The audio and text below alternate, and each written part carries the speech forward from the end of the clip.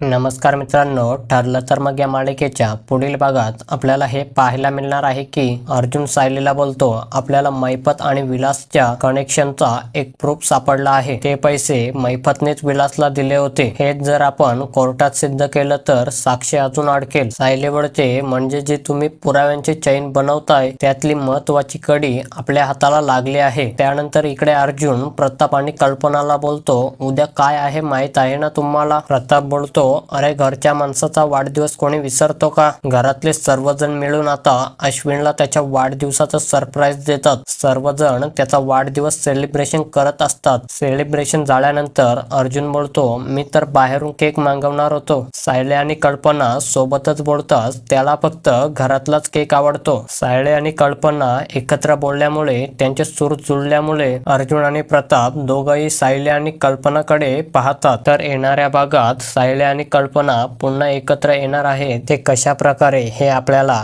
येणाऱ्या भागातच समजणार आहे. तर मित्रांनो, तुम्ही ठरलं तर मग ही मालिका पाहता का ते कमेंट करून नक्की सांगा. आणि अशाच नवनवीन अपडेट पाहण्यासाठी व्हिडिओला लाईक करा आणि चॅनलला नक्की सबस्क्राईब करा.